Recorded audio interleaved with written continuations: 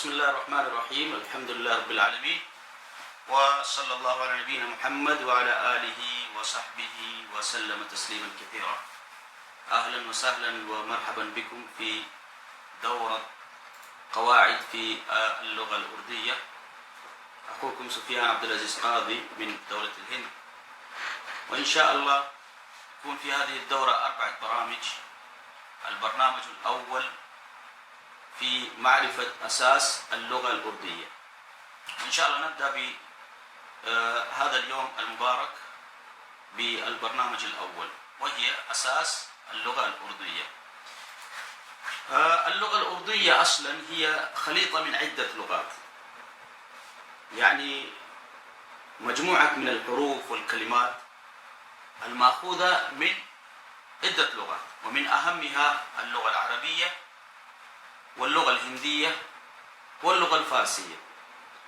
وهناك بعض الألفاظ دخلت من اللغة التركية ومن اللغة الهندية القديمة، لكن أساس اللغة على هذه اللغات الثلاث، وهي العربية والهندية واللغة الفارسية. وإن شاء الله سوف ندخل في هذا الموضوع ونأخذ بعض التفاصيل، لكن قبل ذلك لابد من معرفة أهمية هذه اللغة في البلاد العربية وفي الحرمين الشريفين. كما تعرفون، يعني في بعض الدراسات أثبتت أن أكثر من 22 دولة فيها أناس يتكلمون بهذه اللغة، وأثبتت الدراسات أن 70% من الزوار في المملكة، سواء من زوار الحرمين الشريفين أو الوافدين للعمل، يعني عددهم يتكلم بهذه اللغة ويتعاملون معها.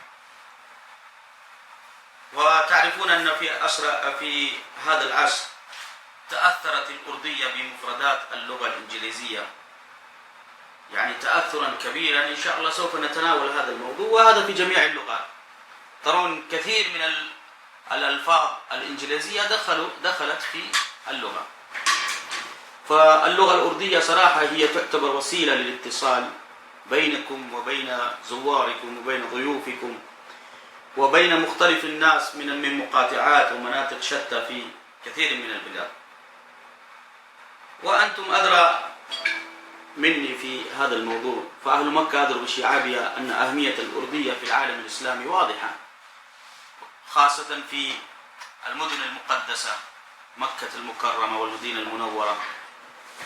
وترون بعد اللوحات الإعلامية كما نراها في الطرق وفي ساحات المسجد النبوي مكتوبة باللغة العربية والإنجليزية والأردو وأحيانا في لغات أخرى.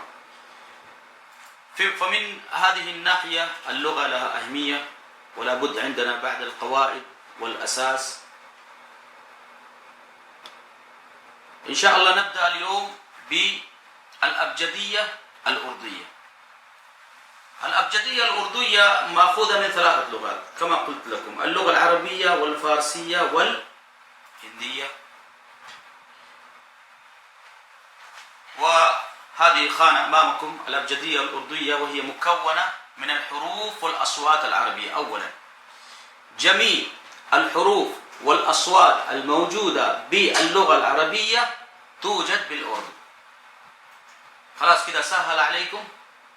يعني تشتمل الأبجدية الأردية على حروف وأصوات عربية.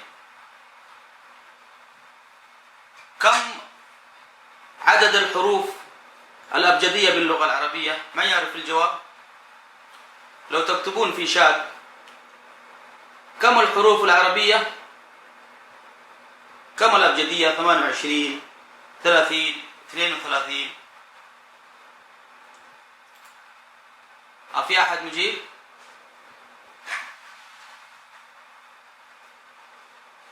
نعم، 28 من الحروف الأبجدية باللغة العربية، وهي بجميعها توجد باللغة الأردية.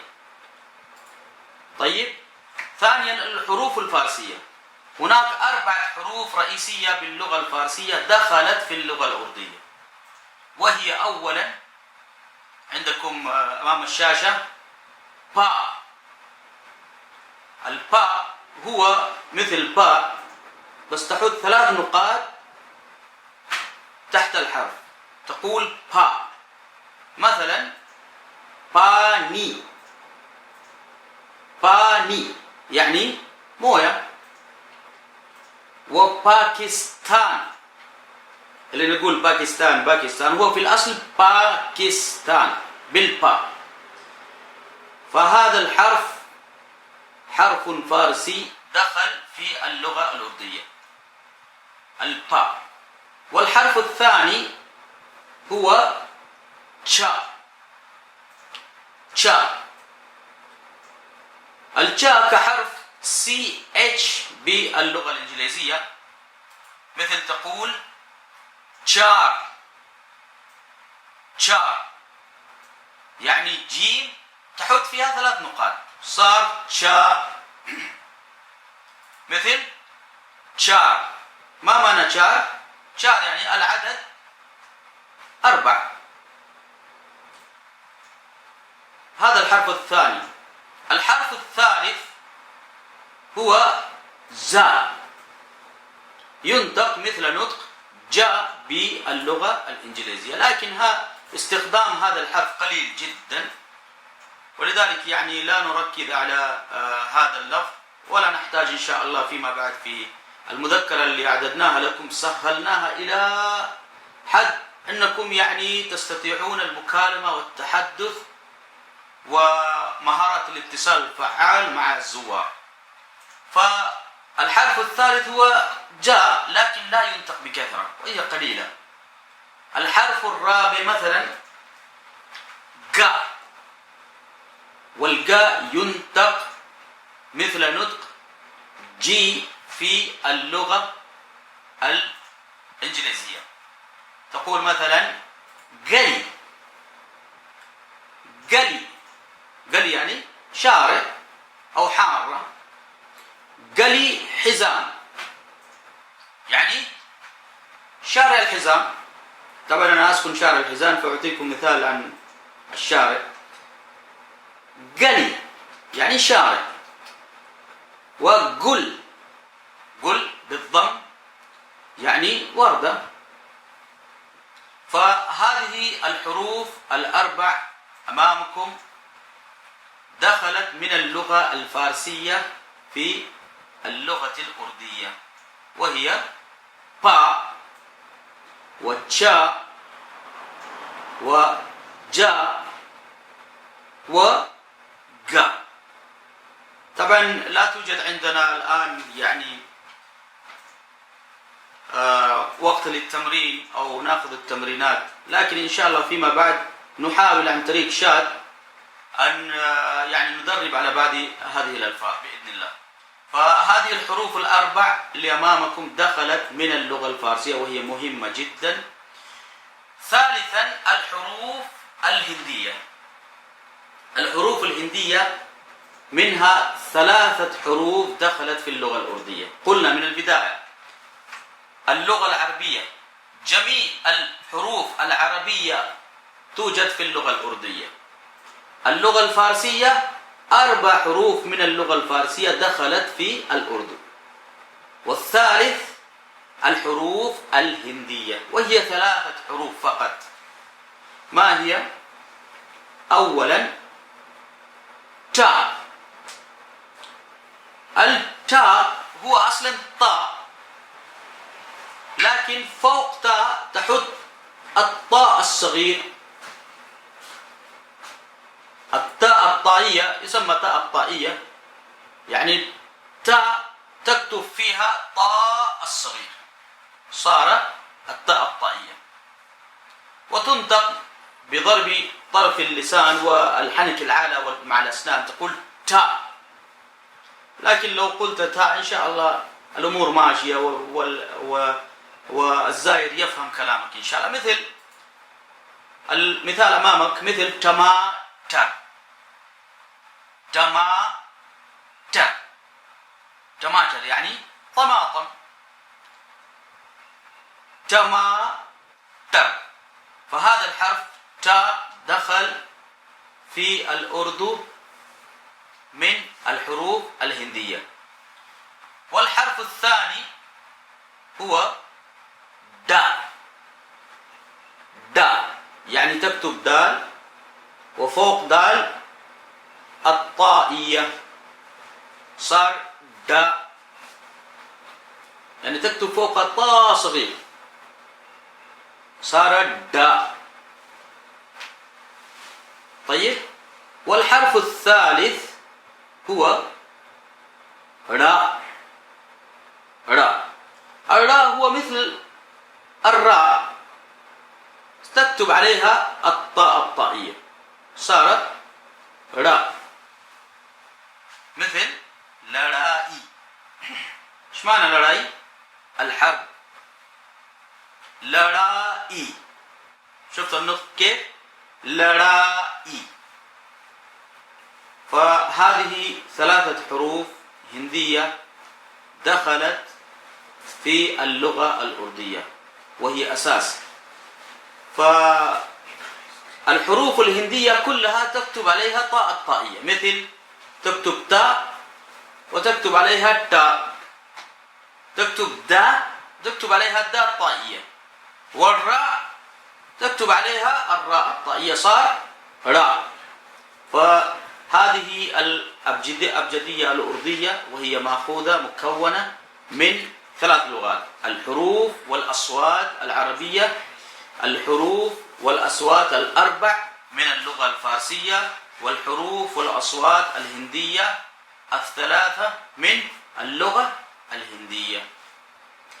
طبعا هناك تقسيم آخر لهذه الحروف وهي لا توجد في أي لغة، وهي الحروف المركبة. ما معنى الحروف المركبة؟ الحروف المركبة يعني حروف مركبة من حرفين، حروف مركبة من حرفين لكنهما ينطقان في صوت واحد، لأنهما بالأردو تعتبر حرف واحد وليست حرفين. مثل المثال أمامكم الباء، وتجمعها مع هاء، يعني باء حرف واحد وهاء حرف واحد، لكن إذا جاء في اللغة الأردو صار حرفا واحدا وهو باء، وهو باء. فهذا من الحروف المركبة لكن تعتبر بالأردو حرفا واحدا، مثل باء. والمثال الثاني أمامك كلمة باء، والباء مأخوذة من اللغة إيش؟ اللغة الفارسية. الباء إذا تجمعها مع هاء صار باء. باء مثل पहाड़. पहाड़ ما معنى पहाड़؟ पहाड़ يعني الجبل. पहाड़ أحد يعني جبل أحد. पहाड़ أحد يعني جبل أحد. وهناك أمثلة كثيرة جدا ذكرتها فقط على سبيل المثال 5 أمثلة منها، وهي با وبا وتا وتا وجا. فهذه الحروف المركبة. نعيد من البداية. الأبجدية الأردية مكونة من 3 لغات: الحروف والأصوات العربية، 4 حروف دخلت من الفارسية في اللغة الأردية، و3 حروف دخلت من اللغة الهندية في اللغة الأردية. وهناك قسم آخر بالحروف المركبة وهي تعتبر حرفا واحدا وليست حرفين. فهذه الأبجدية الأردية أمامكم. إذا كان عندكم إشكال أو شيء تسألون في شات أو بالمشاركة الصوتية.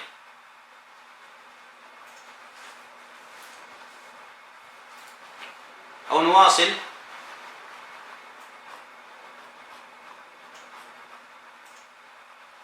طيب نواصل. نبدأ بالاسم الإشارة. اسم الإشارة في اللغة الأردية اسمان للإشارة، اسمان فقط، أحدها يستخدم للقريب والآخر يستخدم للبعيد.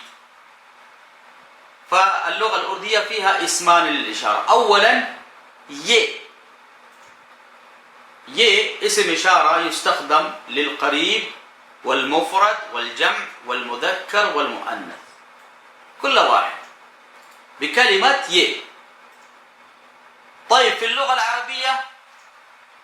العربية ما شاء الله باب كبير في أسماء الإشارة، هذا، هذان، هاتان، هذه، هؤلاء، أولئك. لكن بالأردو كلها بكلمة واحدة وهو ي. يعني هذا، سواء بالمفرد أو بالجمع أو مذكر أو مؤنث، كلها بي. مثل ي كتاب है، ये किताब है يعني هذا كتاب، ये किताब है. طيب ايش معنى है؟ الهي هو رابطة، فعل الكينونة لابد في الكلمة الأخيرة لتكوين الجملة. الجملة في اللغة العربية تكون بمبتدأ وخبر، وفي اللغة الأردية بكلمة هي. طيب كيف تكتب هي؟ عندكم هنا مثال، انظر في الأمثلة، إدهر حرم هي. فهذا الحي هو الرابطة، وإن شاء الله سوف يأتي معنا في درس مستقل. المهم الأسماء الإشارة باللغة الأردية هي شيئان. أولا اسم إشارة ي للقريب، واسم إشارة فو للبعيد، سواء مفرد أو الجمع أو المذكر أو المؤنث، كلها بكلمة واحدة وهو فو. ي للقريب وفو للبعيد. ي كتاب है يعني هذا كتاب، वो كتاب है يعني ذلك كتاب بعيد. فلا بد تحفظ هذين الإشارتين، الي والفو، ي للقريب وفو للبعيد. طبعا هناك بعض الإشارات العامية نرى كثير من الزوار ما يستخدمون ي ووو، عندهم إشارات ما شاء الله تبارك الله. منها الإشارات العامية مثلا إدهر، وهذا مستخدم بكثير. إدهر، ما معنى إدهر؟ إدهر يعني هنا للقريب، وأدهر يعني هناك للبعيد. إدهر حرم है يعني الحرم في هذه الجهة، الحرم إلى هذه الجهة، الحرم هناك اللي بعيد. حرم أدهر है يعني إدهر بالكسر للقريب، وأدهر بالضم تكون للبعيد. فهذه الأسماء الإشارة الأربعة أمامكم. أولا ي وهو للقريب، وو وهو للبعيد، والإشارات العامية منها إدهر للقريب وأدهر للبعيد. هل من إشكال؟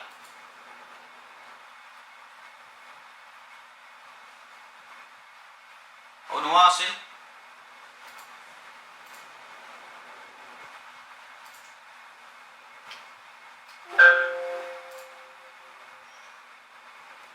طيب الجميع متفاعلين معي؟ لو كل واحد يكتب واحد في الشات حتى نعرف كم من المتفاعلين إن شاء الله.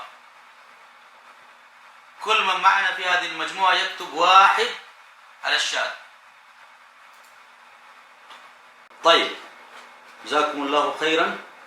نواصل أو نعيد الكلام، وإن شاء الله يكون كلام واضح جدا جدا.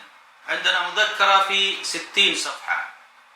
صراحة هذه المذكرة كنت أدرس في قوات الأمن العام وهي كانت 148 صفحة، لكن لخصتها لكم في 51 صفحة فقط.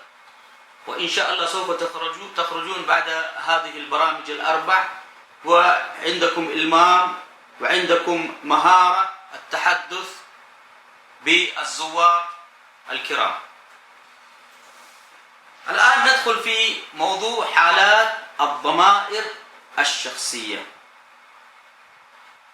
حالات الضمائر الشخصية، طبعا في اللغة الأردية هناك حالات كثيرة جدا جدا، الحالة الفاعلية والحالة المفعولية وما أدري إيش من قوانين ومن ضوابط، وهي ضوابط كثيرة جدا، لكن أنا لخصتها لكم والذي يفيدكم في الميدان. فحالات الضمائر الشخصية هي الفو، وهو من الاسم الإشارة كذلك. فو يعني هو أو هي. مثلا تقول वो लड़का है, वो लड़का है يعني ذلك ولد. वो يعني ذلك, ولد يعني لड़का, والهي الرابطة. वो लड़का है يعني ذلك ولد. طبعا اللड़का هو للمفرد वो लड़के हैं هم أولاد. الآن لاحظ كلمة فو. الفو كما قلنا مستخدم للمفرد وللجمع وللمذكر والمؤنث، كلها بحرف واحد وهو فو، وهو للبعيد. वो लड़का है للمفرد, वो लड़के है للجمع, وكلها بحرف واحد وهو वो. يعني كلمة वो يدل على البعيد فقط, واليه كما قلنا في الأسماء الإشارة يدل على القريب. وهو من حالات الضمائر الشخصية كذلك يعني للبعيد. الفو يعني هو هذاك البعيد. والحرف الثاني تو. ما معنى تو؟ تو يعني أنت أو أنت, مذكر ومؤنث كلها بحرف واحد. تو طالب علم है يعني أنت طالب. تو طالب علم है, أو تقول تو طالب है. وإذا أدخلت فيها الكلمة الإنجليزية مثلا تقول تو student है. الستودنت هو الطالب. تو student है, تو طالب है يعني أنت طالب. والمثال الثاني تو هدى है يعني أنت هدى, أنت اسمك هدى. تو هدى है أنت هدى. طيب لو قلت تو عبد الله है, إيش معنى تو عبد الله है؟ يعني أنت عبد الله. تو موظف है يعني أنت موظف. تو डॉक्टर है, تو डॉक्टर है يعني أنت دكتور. تو مدرس है يعني أنت مدرس. فكلمة تو يعني أنت أو أنت. والضمير الثالث هو التم. التم هو جمع تو. تو للمفرد سواء كان مذكر أو مؤنث, والتم للجمع. تم للجمع سواء مذكر أو مؤنث, كلها بالتم. وسواء للمثنى أو الجمع كلها بالتم. يعني التم معناه أنتما أو أنتم أو أنت بالاحترام. أنت بالاحترام يعني إذا تحترم رجل، إذا كان أمامك رجل كبير وصاحب المرتبة، زي ما تقول في اللغة العربية كيف حالكم. كيف حالكم يستخدم للمفرد وهو مثل كيف حالك، لكن بالاحترام يضاف فيها صيغة الجمع، تقول كيف حالكم.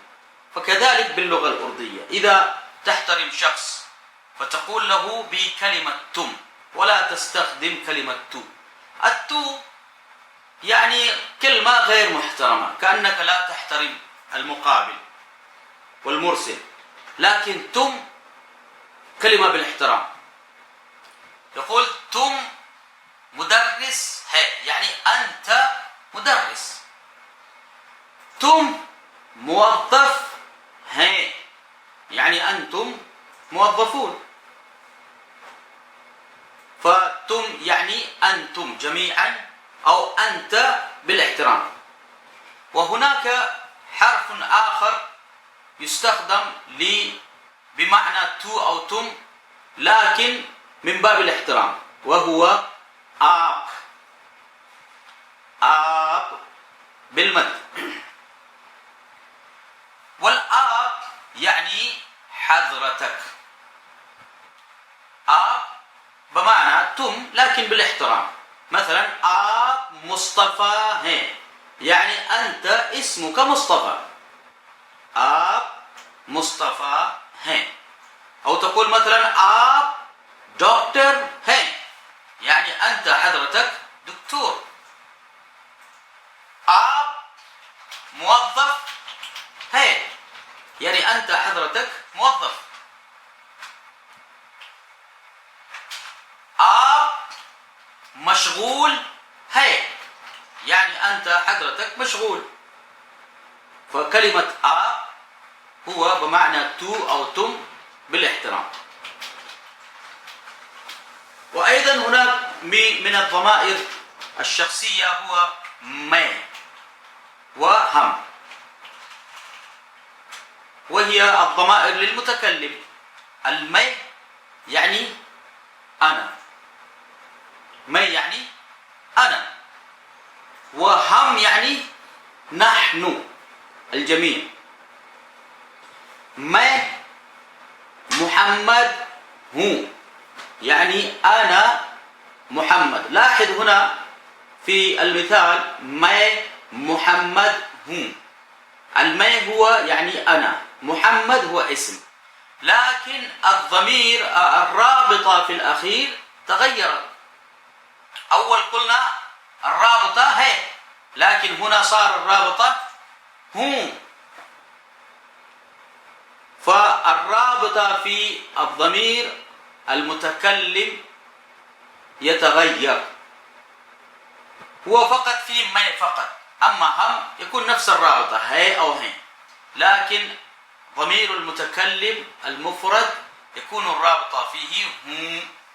ما محمد هو، يعني أنا محمد. ما عبد الله هو، يعني أنا عبد الله. ما مشغول هو، يعني أنا مشغول. ما بوليس هو، يعني أنا شرطي. ما موظف هو، يعني أنا موظف. ما زائر هو، يعني أنا زائر. ما مقيم هو، يعني أنا مقيم. ما لड़का हूँ, يعني أنا ولد. मैं हुदा हूँ, يعني أنا هدى. فالضمير ما يعني أنا، والضمير هم.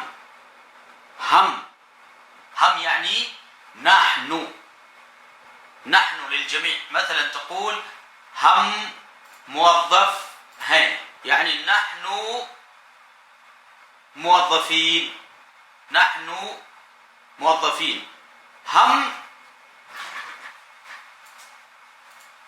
هم بوليس هين، يعني نحن شرطة، نحن مجموعة من الشرطة. هم مشغول هين، يعني نحن مشغولين. فلا بد من معرفة الرابط في الأخير. الرابط في المفرد يكون به هي، وفي الجمع هي، وفي الضمير المتكلم اللي هو أنا يكون الرابط فيها هم. فهذه حالات الضمائر الشخصية، وهي فو للبعيد، والفو للجمع كلها واحد. تو يعني أنت أو أنت بدون احترام. تو طالب علمه، أنت طالب. وأيضا تم، وهو أنتما أو أنتم أو أنت أو أنت بالاحترام. يعني حضرتك أو أنت أيها السيد بالاحترام.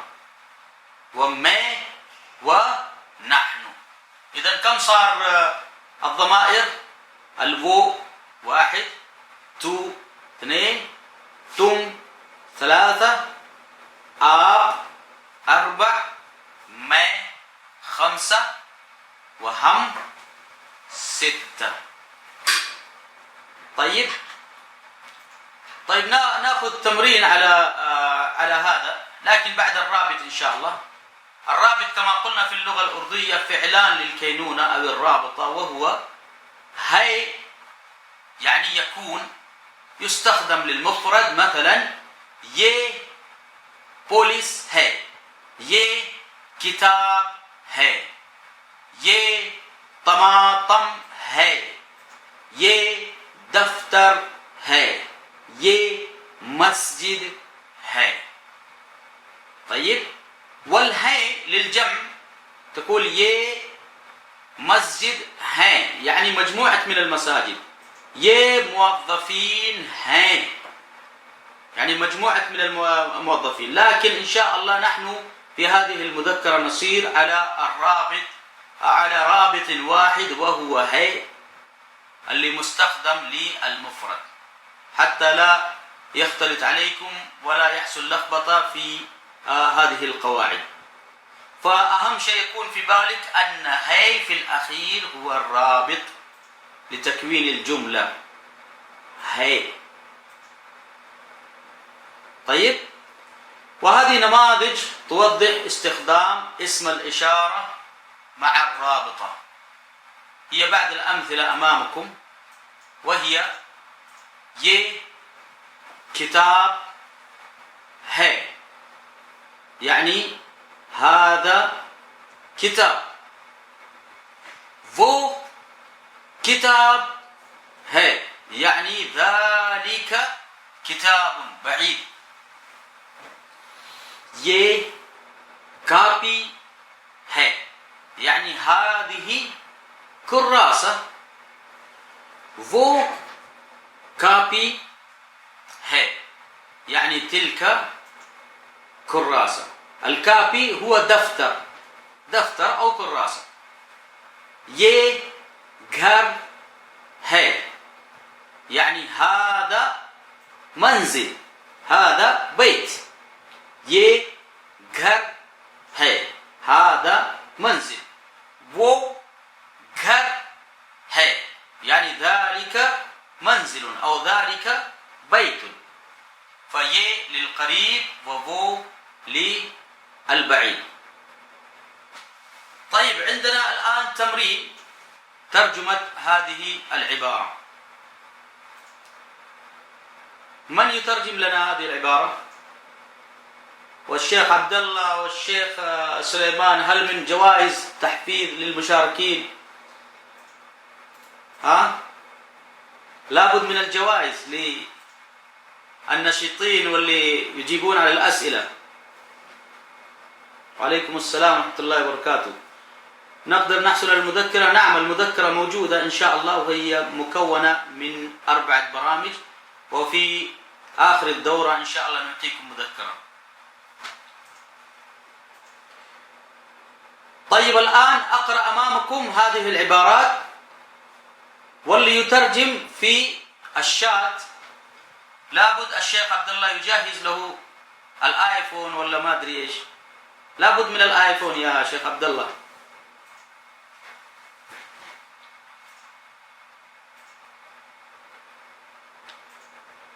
طيب هذا التمرين أمامكم، وهو هذا كتاب. لعل الإخوة ما عندكم الكيبورد حقت لغة الأردية، لكن أوه ما شاء الله تبارك الله، أستاذ حسن الخبراني حياكم الله. ये किताब है, أحسنتم, जमील. هذا كتاب, ये किताब है. طيب العبارة الثانية, هذه مدرسة. نعم، من يترجم؟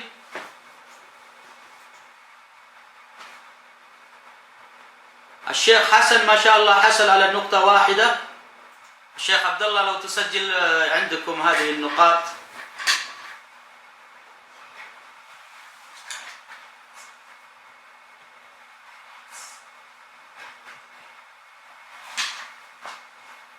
هذه مدرسة. طيب بالصوت، لو سمح المشرف الكاميرا أو الصوت، لا بأس نأخذ بالصوت، مشاركة صوتية.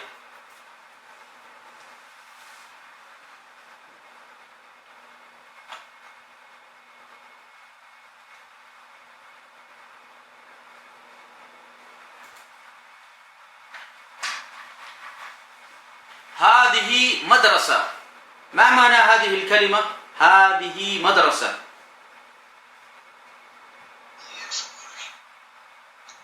أحسنت. ये स्कूल है. ما شاء الله تعلمت كلمة سكول. يا سلام. وقلنا يعني إذا دخلت فيها كلمة إنجليزية إن شاء الله مسموحة، بس أهم شيء الرابط في البداية والرابط في الأخير. ये स्कूल है. ممتاز. هذه مدرسة. ये स्कूल है. تلك عمارة. वो बिल्डिंग है. ما شاء الله تبارك الله، كلمة building ممتاز. لكن لو قلت वो عمارة है مفهومة، وإذا دخلت فيها الكلمة الإنجليزية نور على نور. वो बिल्डिंग है. مشاركة طيبة جدا. هذه جامعة. ये نعم، هذه جامعة. هذه يعني ये، والجامعة الجامعة بالإنجليزي university. نعم أحسنتم. ये university है. الرابط है في الأخير. نعم أحسنتم. تلك سيارة. تلك يعني वो. نعم. वो कार है. वो कार है. أحسنت. طيب هناك كلمة أخرى للسيارة بالأردن، من يعرف؟ نعم قاري. نعم. بس لا تقول قالي، ها، لابد نطق تكون، أيوة لابد تكون نطق صحيح. قاري. وإذا قلت قالي ما شاء الله غيرت نعم، القالي هي كلمة يعني ليست طيبة.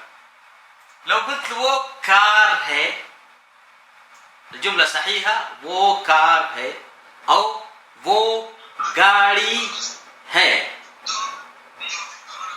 أي نعم أحسنتم نعم. تلك سيارة वो गाड़ी है. طيب الآن عندنا مثالين باللغة العامية لكلمة اذهب وكلمة اذهب. هنا بيت، يعني البيت هنا، البيت قريب هنا.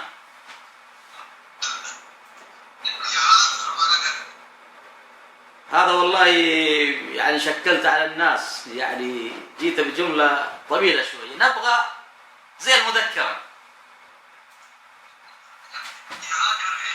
أحسن. أو إظهر घर है. إظهر घर है. ما شاء الله تبارك الله عندك اللغة الأردية فصيحة ما شاء الله. هنا بيت يعني إظهر घर है. طيب يعني هنا كلمة إظهر للقريب، هنا بقالة البعيد، هنا بقالة بعيد.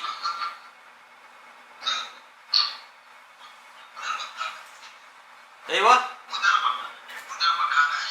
اظهر بقالة. احسنتم نعم. نعم احسنت. نعم اظهر بقالة है. احسنت. نعم اظهر दुकान है. اظهر शॉप है بالانجليزي. طيب اذا إلى هذا واضح الحروف الأبجدية وبعد الأسماء الإشارة وطريقة ربط الجملة واضح إن شاء الله.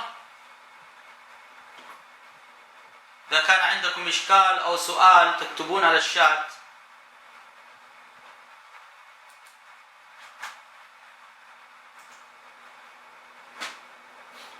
إذن واضح إن شاء الله. الآن نأخذ صيغة الملكية الشخصية. صيغة الملكية الشخصية وهي صيغتان.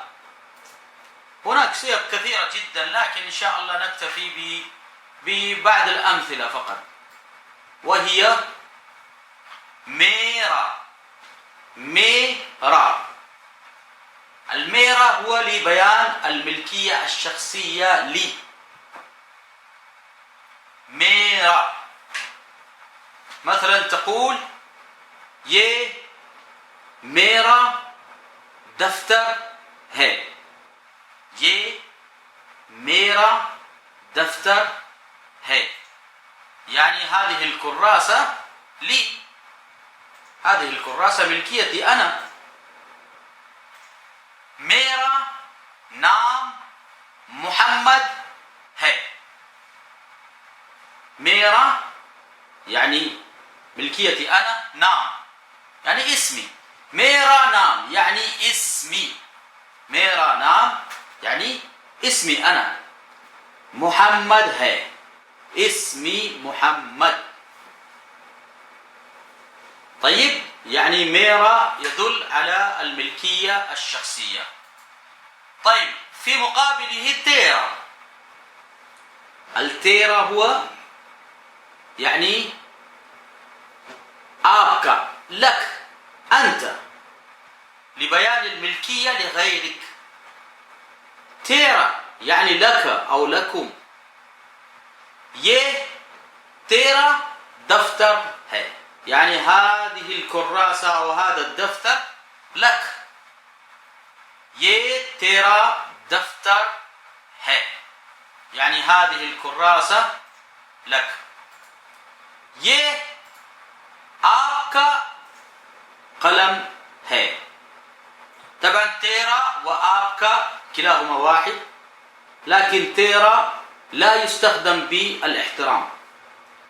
وزي ما قلنا في الضمائر الضمير آب يستخدم للاحترام. تقول آب يعني حضرتك السيد، أنت يا سيد تقول آب. आपका يعني لك يا سيد. ये आपका कलम है, यानी هذا القلم لك يا حضرتك, ये आपका कलम है. فميرا وتيرا هي لبيان الملكية, ميرا لبيان الملكية لنفسي, وتيرا لبيان الملكية لغيري. والكلمة المستخدمة بكثرة هو आपका, يعني لك.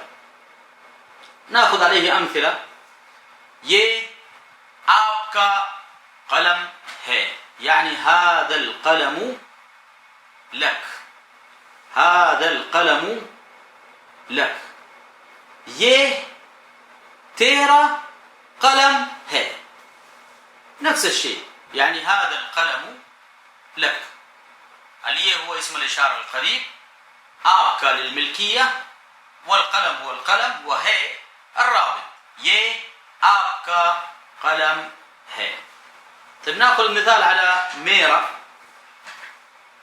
मेरा नाम शाहिद है, يعني اسمي शाहिद. मेरा नाम अब्दुल्लाह है, يعني اسمي अब्दुल्लाह. मेरा नाम صفي है, يعني اسمي صفي. طيب ناخذ مثال آخر. मेरा शहर मदीना है,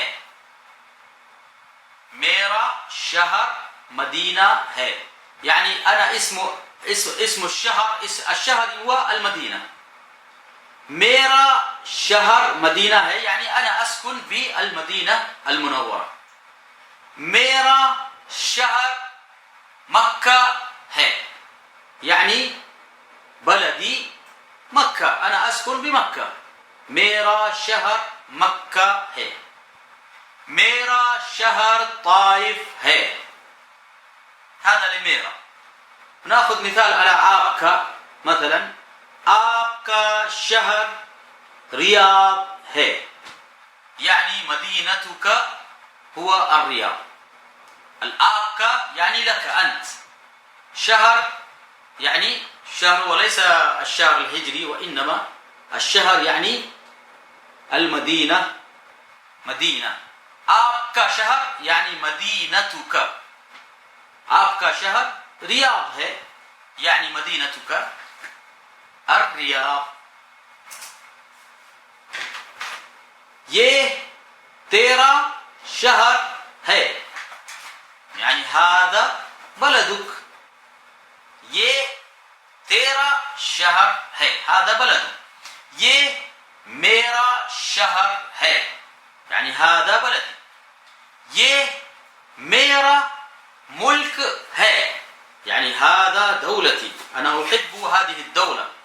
ये मेरा मुल्क है, يعني هذه دولتي أنا. طيب واضح يا شباب؟ المثال هذا واضح؟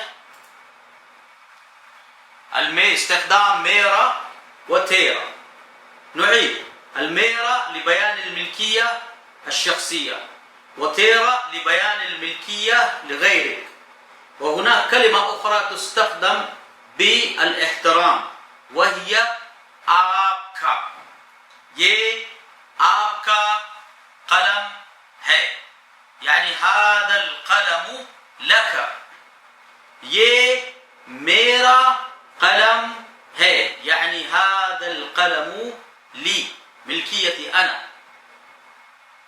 ये आपका दफ्तर है, يعني هذا الدفتر لك. ये आपका शहर है, يعني هذه المدينة لك. ये मेरा सज्जादा है, يعني هذه السجادة المصلى حقتي أنا. ये मेरा कापी है, يعني هذا الدفتر أو هذه الكراسة لي. طبعا هناك يعني الضمائر الأخرى وهي ميري هماري، لكن يعني لا نأخذ هذه الأمثلة حتى لا يختلط عليكم بالأمثلة، فنكتفي على هذا المثال فقط وهو ميرا وتيرا. وميرا وتيرا تجي للمذكر، وهناك يعني الضمائر الأخرى للمؤنث وهو ميري وتيري وإلى آخر ذلك، وهي موجودة إن شاء الله في المذكرة، لكن من باب الاختصار ومن باب يعني التركيز على فهم اللغة نحذف بعد هذه التعبيرات، والذي يريد من التفصيل فعليه المذكرة اللي إن شاء الله نوزعها فيما بعد. فهذه الضمائر الشخصية أمامكم ميرا وتيرا. إذن نعيد الآن مرة أخرى من الضمائر هنا، الضمائر الشخصية، وهي فو وهو للقريب والبعيد، تو يعني أنت أو أنت، تم يعني أنتم أنتما وأنت، وما يعني أنا، وهم يعني نحن. وأيضا الرابطة هو هي للمفرد، وهو إن شاء الله يكون معهود عندنا، وهي يعني يكون وهو للجمع. وأعطيناكم بعض الأمثلة على ذلك، ये किताब है, वो किताब है, ये कापी है, वो कापी है, ये घर है. وأخذنا التمرين وأخذنا ميرا وتيرا. هذه كانت بعض الأساسيات باللغة العرضية. الآن نأخذ بعض العبارات الشائعة، ولا بد كل واحد منا يحفظ هذه العبارات، وهي مستخدمة بكثرة في الحرمين الشريفين. أما القواعد لهذه العبارات فالقواعد إن شاء الله نؤجلها فيما بعد، هذا للحفظ فقط. العبارات الشائعة، وهي أولا عندكم جهة اليمين أوتو. أوتو يعني قم، أوتو يعني قم. تقول الله حافظ، الله حافظ يعني مع السلامة. تقول الله حافظ مع السلامة.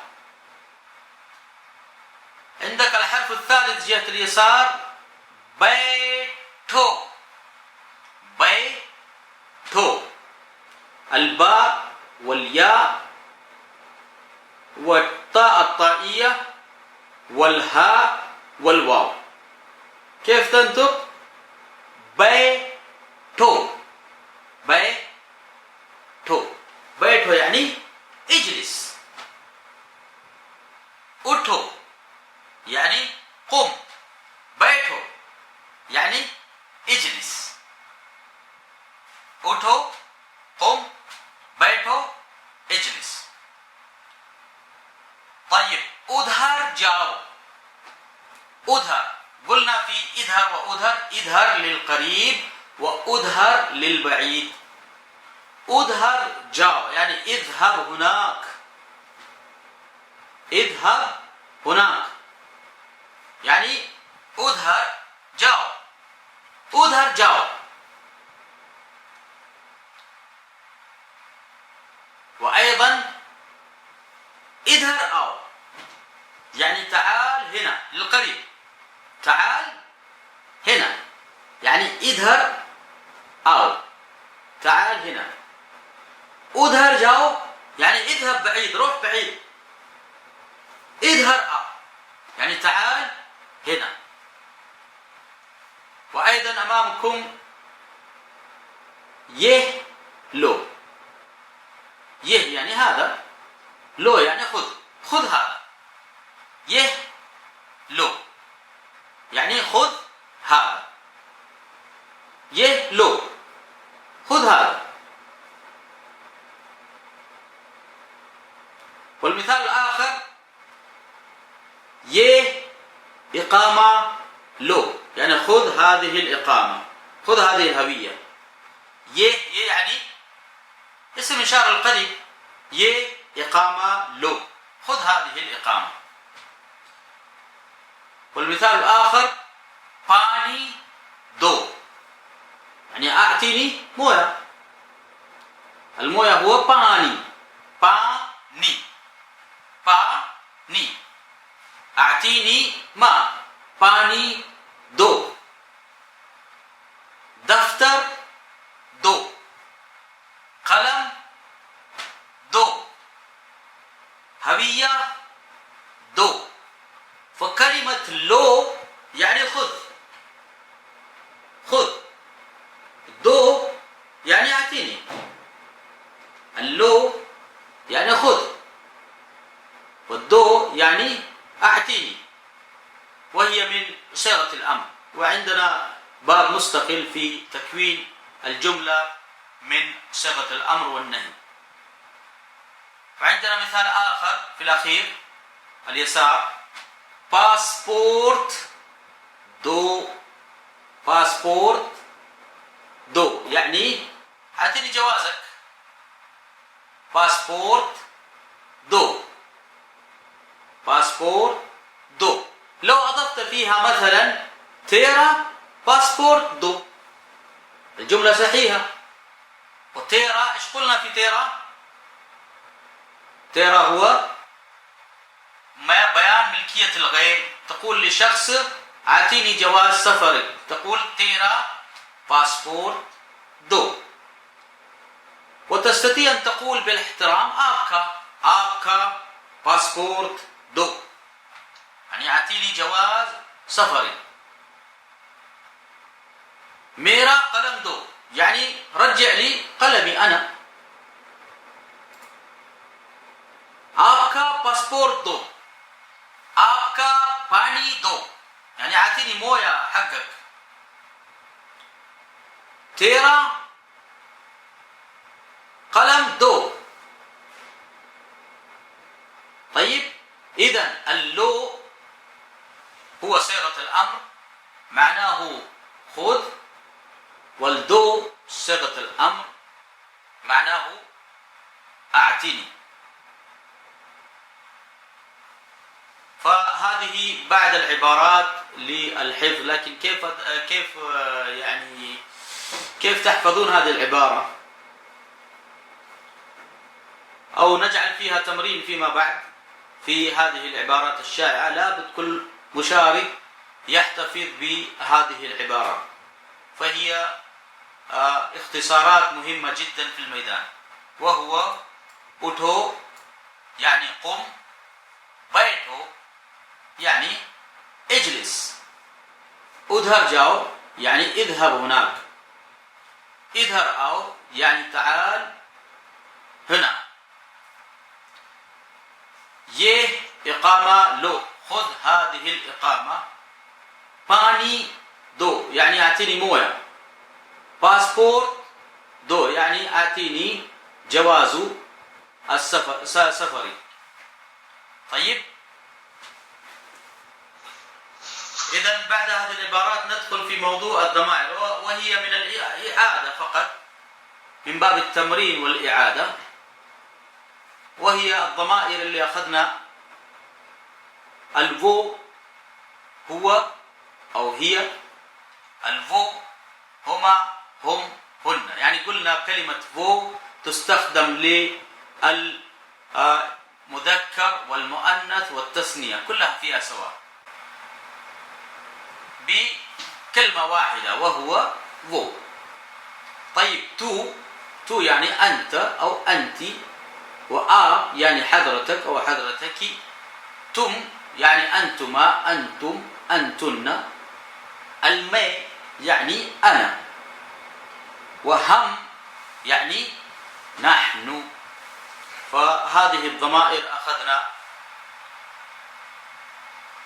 والآن عندنا تمرين والمحادثة، ونكتفي إن شاء الله بهذا القدر في البرنامج الأول.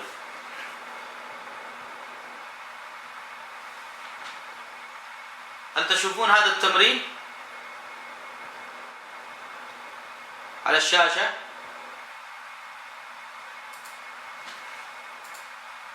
اللي ينظر إلى التمرين يكتب 1 علشان يكون تمرين واضح. نعم. إذا كان عندكم أي إشكال تكتبون على الشات أو تأخذون مذكرة من الشيخ المشرف، يعطيكم مذكرة وفيها جميع التمارين، ونحن اختصرنا هنا فقط بعد التمارين علشان نختصر المذكرة.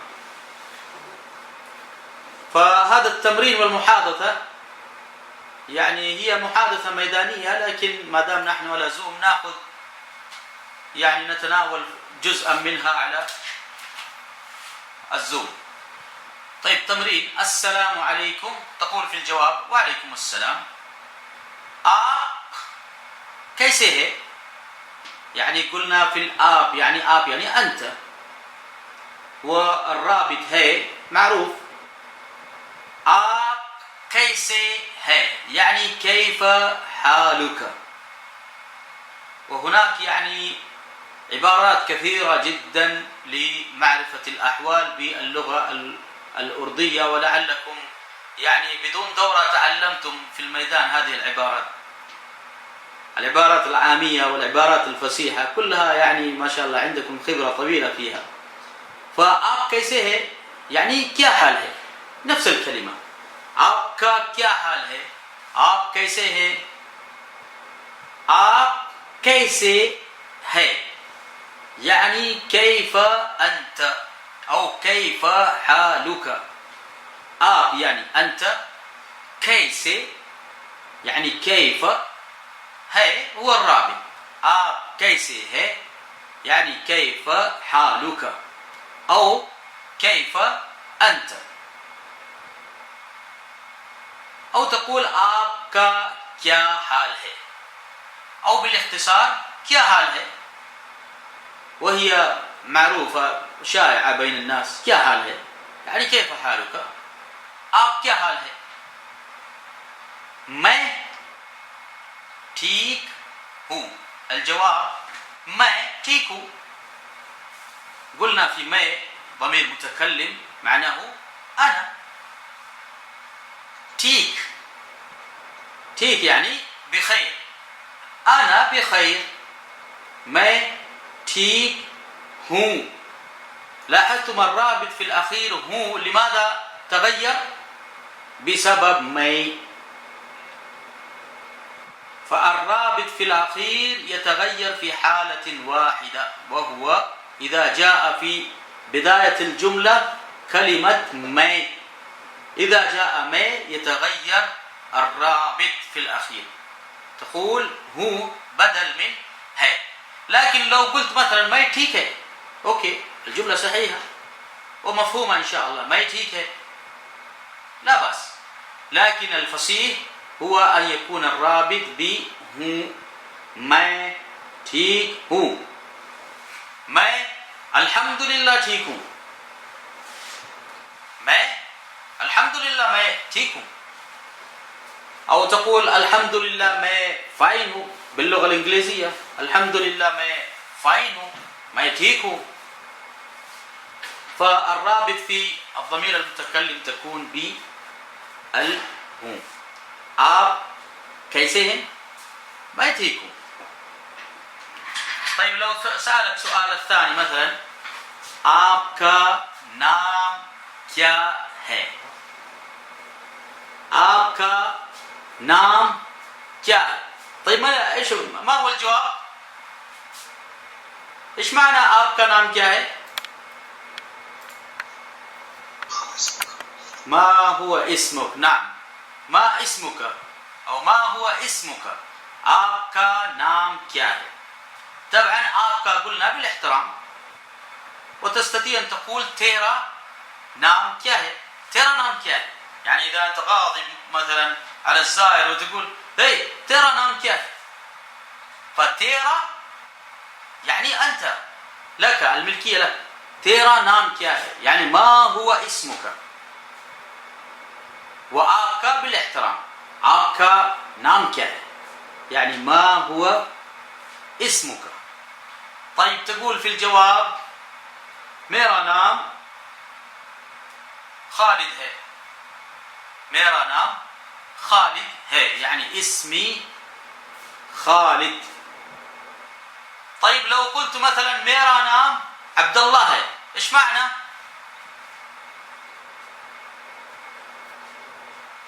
मेरा नाम عبد الله है,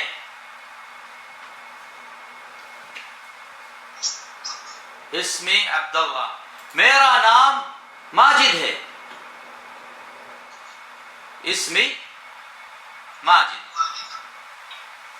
मेरा नाम मुजीब है, इसमी मुजीब. मेरा नाम इस्माइल है, मेरा नाम मोहम्मद है, मेरा नाम उमर है. عرفتم كيف؟ فميرا नाम يعني اسمي أنا. لو سألك أحد आपका नाम क्या है, तेरा नाम क्या है, يعني ما اسمك, تقول في الجواب मेरा नाम عمر है.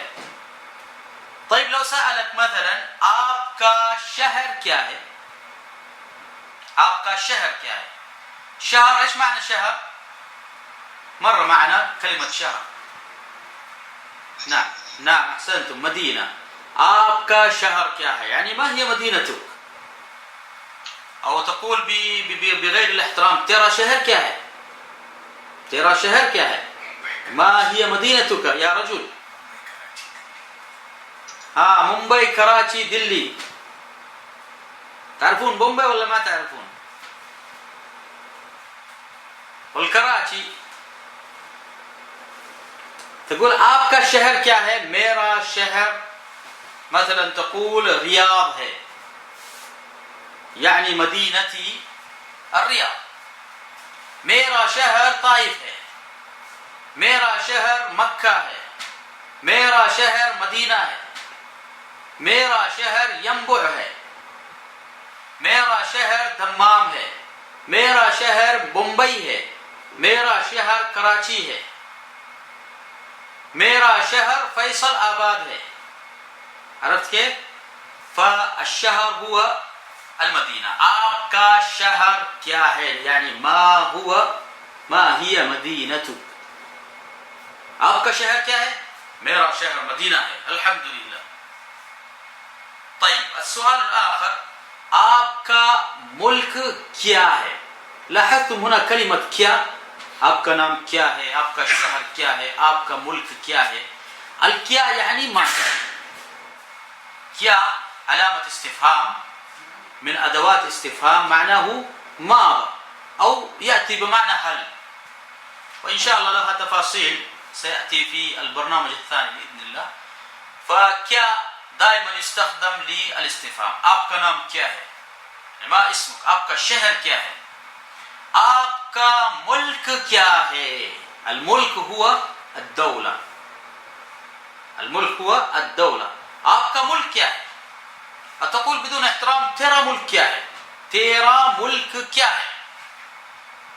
فتيرا هو بمعنى आपका, وملك هو الدولة, क्या है يعني ماذا, يعني ما اسم دولتك, من أين أنت. تقول في الجواب मेरा मुल्क सऊदी अरब है, يعني دولتي أنا المملكة العربية السعودية.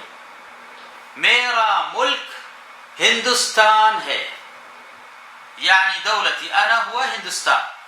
मेरा मुल्क पाकिस्तान है, मेरा मुल्क ब्रिटानिया है, तेरा मुल्क मलेशिया है. فमेरा يعني لي, وتيرا يعني لك. मेरा मुल्क सऊदी अरब है, يعني دولتي أنا هو السعودية العربية. وفي الأخير لما تنتهي بالمحادثة تقول له شكريا. شكريا يعني شكرا, جزاك الله خيرا. واللي يجيب على الشكريا تقول आपका भी शुक्रिया, يعني الشكر لك أيضا. إذا قال لك أحد شكريا تقول في الجواب आपका يعني لك, आपका شكريا. لو قلت आपका شكريا الجملة صحيحة. أو لو قلت आपका भी، الكلمة भी يعني أيضا، أيضا आपका भी شكريا يعني لك أيضا الشكر. شكريا تقول في الجواب आपका شكريا. فهذه المحادثة نعيد مرة ثانية. السلام عليكم. وعليكم السلام. आप कैसे हैं؟ मैं ठीक हूं। आपका नाम क्या है? मेरा नाम अब्दुल्ला है। आपका शहर क्या है? मेरा शहर मुंबई है। आपका मुल्क क्या है? मेरा मुल्क हिंदुस्तान है। शुक्रिया। आपका भी शुक्रिया. وتقول شكريا आपका شكريا. فهذا البرنامج الأول انتهينا منه تقريبا، وإن شاء الله غدا نأخذ البرنامج الثاني في بعد القواعد. إذا كان عندكم إشكال أو شيء، وبهذا القدر إن شاء الله نكتفي في هذا اليوم، ولنا لقاء غدا في نفس الوقت المحدد من الإدارة، ودمتم بخير. إذا كان عندكم أسئلة أو مشاركة عن طريق شات أو مشاركة صوتية فتفضلوا.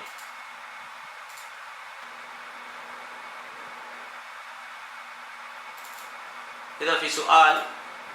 نعم.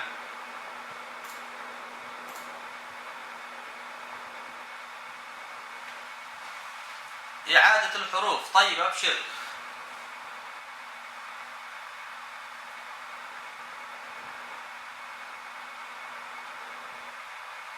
نحتاج إعادة الحروف.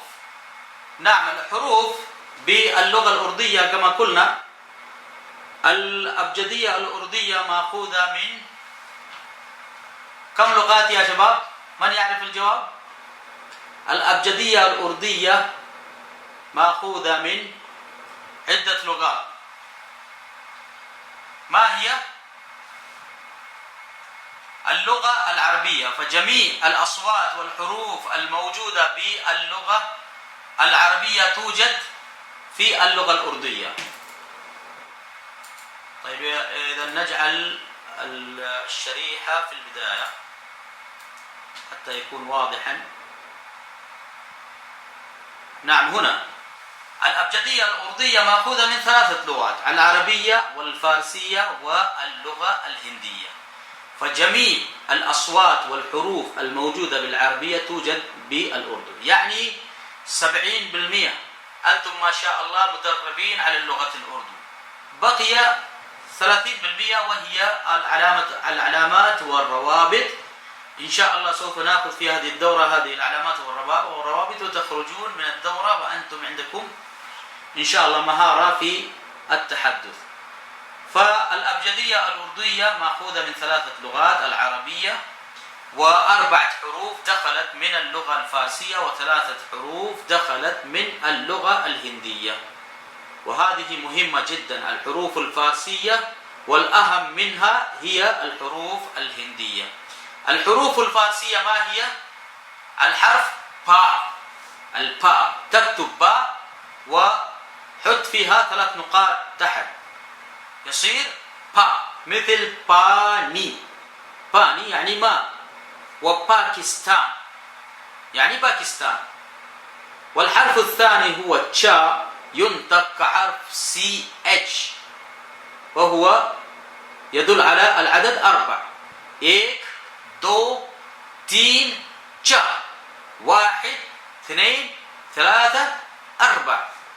1 2 3 4. فالشار هو العدد 4. المثال الحرف الثالث هو جاء، لكن تركنا هذا الحرف لأنه ثقيل ويعني غير مستخدم في العادة، فهذا الحرف إن شاء الله نتركه. والحرف الرابع هو جاء، وهو ينطق مثل جي، مثل تقول قلي. قلي يعني شارع أو حارة. وأيضا قل يعني ورطة. والحروف الهندية عندنا 3 حروف: وكل هذه الحروف الهندية تكتب بالتاء الطائية فوق هذه الحروف الثلاثة، وهي تاء، تكتب تاء وفوقها التاء الطائية، يصير تاء. تاء كيف تنطق؟ تاء. تماتر. تماتر يعني طماطم. وأيضا الحرف الثاني هو دال. الدال وهو الدال الطائية، تكتب دال وفوقها الطاء الصغير، يصير داء. داء. والحرف الثالث راء، وهو تكتب راء وبعدين تكتب عليها الطاء الطائية، وهي راء يوضع فوقها طاء صغيرة مثل لرائي. وهناك قسم آخر المكونة من الحروف المركبة، مثل كلمة الحرف باء والحرف هاء، إذا جمعت بين هذين الحرفين يصير باء. وحرف باء وحرف هاء إذا جمعت بين هذين الحرفين يصير باء. باء باء. والحرف الثالث تاء وهاء يصير تاء. والحرف الرابع تاء وحاء. والحرف الخامس جيم وحاء. فهذه الأبجدية الأردية مكونة من 3 لغات. وبعدين قلنا في الأسماء الإشارة اسم إشارة ي واسم إشارة مو، وأيضا الإشارات العامية إظهر يعني هنا للقريب، وأظهر يعني هنا للبعيد. وأيضا تكلمنا عن حالات الضمائر الشخصية، وهي فو وتو وتم وآب ومي وهم. وأيضا الرابطة وهو هي وهي للكينونة، مثل ي كتاب هي. الرابطة دائما يكون في الأخير. وقلنا إن شاء الله نتدرب على رابطة واحدة وهي هي فقط، ونترك اللي وللجمع، ونفرض المفرد هو على الجميع، يعني نستخدم رابطة واحدة وهي هي فقط للسهولة هذا، وإلا في الكتابة يختلف. أخذنا تمرين وأخذنا ميرا وتيرا وبعد العبارات الشائعة. وبهذا انتهينا البرنامج الأول، ولنا لقاء غدا إن شاء الله في نفس الوقت مع البرنامج الثاني. وعندكم أي إشكال أو شيء فتراجعون مركز تعليم اللغات يعطيكم مذكرة، أو إذا تحتاجون إلى مذكرة تفصيلية فهو عندي إن شاء الله أوفر لكم. وجزاكم الله خيرا، وصلى الله على نبينا محمد وعلى آله وصحبه وسلم تسليما كثيرا.